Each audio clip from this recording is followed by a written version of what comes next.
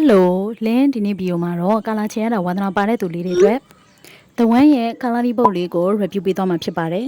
ဒီစာအုပ်ရဲ့ပထမဆုံးထူးခြားချက်အနေနဲ့ဆိုလို့ရှိရင် GSM 130ပါတယ် GSM ဆိုတာကတော့စာရွက်ရဲ့အထူပါကိုပြောတာပေါ့နော်ပုံမှန်ကျောင်းသုံးစာအုပ်တွေမှာဆိုလို့ရှိရင် GSM က60နဲ့80ပဲပါတယ် The One ရဲ့ Color Book ကတော့ GSM 130ပါတဲ့အတွက်ကြောင့်မလို့ထူပြီးတော့ဣနေရပဲပေါ့နော်အတန်လေးကိုတစ်ချက်နားထောင်ကြည့်ထူတဲ့အတန်လေးကိုကြားရမယ်ပေါ့နော်လင်းဘလိုမာကာနဲ့ခြေထားတယ်ဆိုတာတစ်ချက်ကြည့်ပြီနော်လင်းကတော့လင်းရဲ့အကြိုက်ဆုံးဒီအခိုက်လေးမာကာပန်လေးနဲ့ခြေထားတယ်ပေါ့နော်သူကတော့12ချောင်းပါတယ်24ရောင်ပေါ့နော်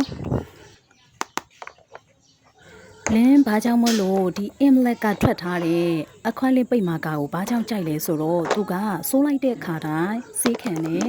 စိုးလိုက်တဲ့အခါတိုင်းချက်ချင်းခြောက်သွားတဲ့အတွက်ကြောင့်မလို့ဒီအခွက်လေးပိတ်မာကာကိုကြိုက်တယ်နောက်တစ်ချက်အကြိုက်ဆုံးကတော့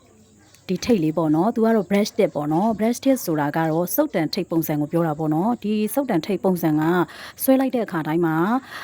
လွယ်လွယ်ကူကူနဲ့ချောချောမွေ့မွေ့နဲ့ brush ဖြစ်တဲ့အခါမှာဆွဲလွယ်တယ်ဆိုးလိုက်တဲ့အခါတိုင်းလည်းအယောင်ထွက်ကတအားကိုမှလှတာတကယ်ပဲ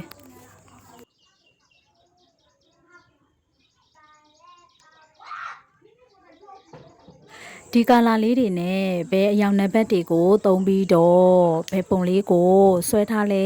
ခြေထားလဲဆိုတာလေးကိုစက်ကြည့်ပေးနော်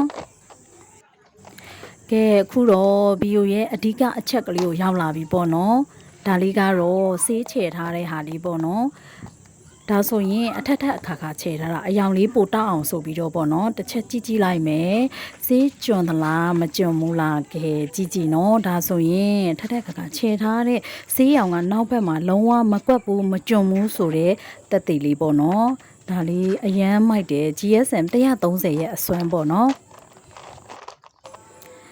ဒီ enemy ပင့်ကဲလေးကိုဘယ်လိုကာလာနံပါတ်တွေသုံးပြီးတော့ခြေထားလဲဆိုတာကတော့ဒီနံပါတ်လေးတွေပေါ့နော်ဒီနံပါတ်လေးတွေမှာဆိုလို့ရှိရင်သူက35ရယ်50ရယ်46ရယ်ဆိုပြီးတော့ပေါ့နော်ခြေထားအရင်ကုန်းလုံးလို့လက်မတွေပါထောင်ပြကုန်စေးခြေထားတာလေးတွေကိုအနီးကပ်ရိုက်ပြပေးမယ်နော်ဒါလေးကတော့